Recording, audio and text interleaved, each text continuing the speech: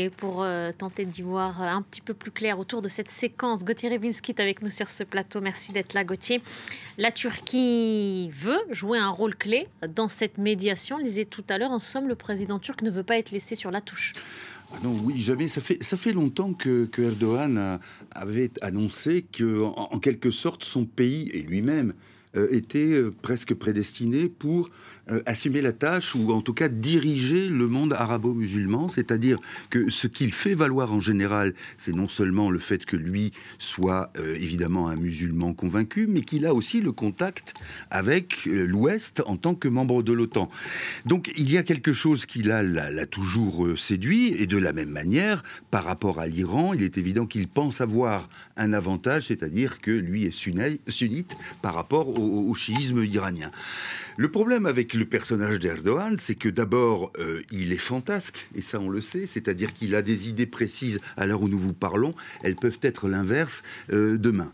Donc là c'est compliqué pour tous ses interlocuteurs, quels qu'ils soient, et là le fait de recevoir Ismail Haniyeh, c'est important parce que c'est le contact politique avec le Hamas, mais ce qu'on a vu pas uniquement depuis le 7 octobre, manifestement de façon beaucoup plus pesante depuis le 7 octobre, c'est une forme, non pas de dissension, mais qu'il y a ceux qui sont à l'intérieur de Gaza et qu'il y a ceux qui sont dans un exil un peu doré au Qatar. Et donc, la réception, le fait que Erdogan voit Haniyeh, c'est important, c'est une manière aussi. C'est là qu'il joue de manière assez habile. C'est une façon de dire: le Hamas existe toujours, contrairement à ce qu'Israël voulait ou prétendait vouloir faire.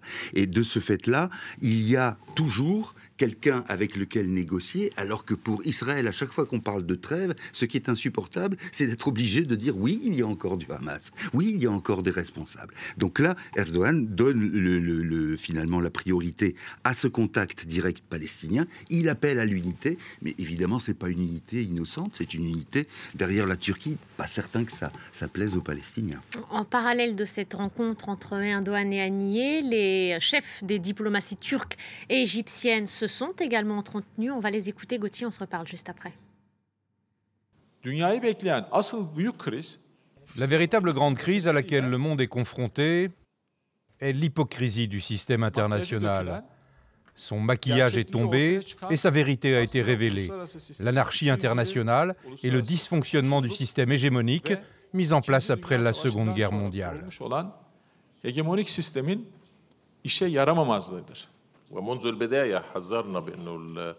Depuis le début, nous avons prévenu que la guerre à Gaza conduirait à l'expansion des conflits et des tensions dans la région.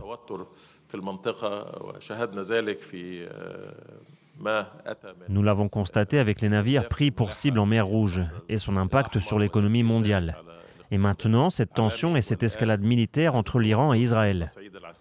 Nous avons appelé les deux parties à faire preuve de retenue et à éviter de se laisser entraîner dans une forme plus large de confrontation militaire, que ce soit directement ou indirectement.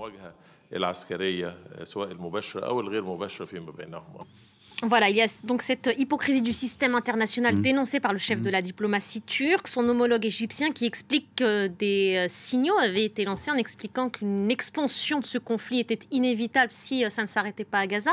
Est-ce que tout ça, ça peut expliquer le fait que le Qatar annonce qu'il réévalue son rôle dans cette médiation, ou il n'y a pas forcément de lien direct ? Si, d'abord sur ce qu'ont déclaré les deux ministres. La Turquie a profité de cette hypocrisie, et largement, en étant pays de l'OTAN, en étant finalement protégé aussi par l'OTAN. Elle n'est pas la seule. Non, bien sûr. Vous voyez, c'est ce qu'on disait tout à l'heure, hein, le grand écart turc est parfois vertigineux. Bien sûr qu'elle n'est pas la seule, mais si vous voulez, quand il dit les masques sont tombés, c'est pas certain, mais ce qu'il faut voir aussi, c'est qu'il y a des radicalisations dans le monde arabe et ailleurs, et qu'on peut peut-être voir aussi des radicalisations côté américain avec un Trump, y compris dans le fait de se retirer.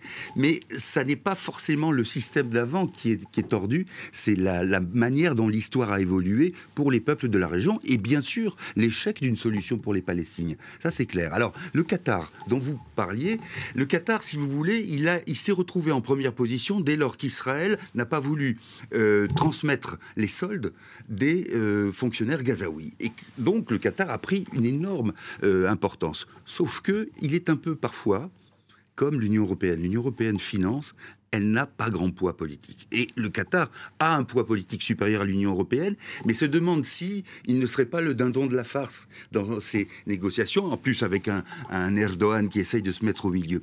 Le Qatar ne va pas se retirer de cette affaire. Ce qu'il essaye de dire, c'est qu'il est primordial, et même, au fond, de dire à Israël, si nous avons un contrôle réel sur Gaza, vous n'aurez plus à craindre des massacres comme le 7 octobre. Voilà l'idée que le Qatar a, c'est-à-dire d'être plus qu'un intermédiaire, mais alors dans ce cas-là, le problème, c'est que si le Qatar devient plus qu'un intermédiaire, il est aussi en passe de mettre de côté la représentation palestinienne. Alors, donc on irait de nouveau vers une occupation.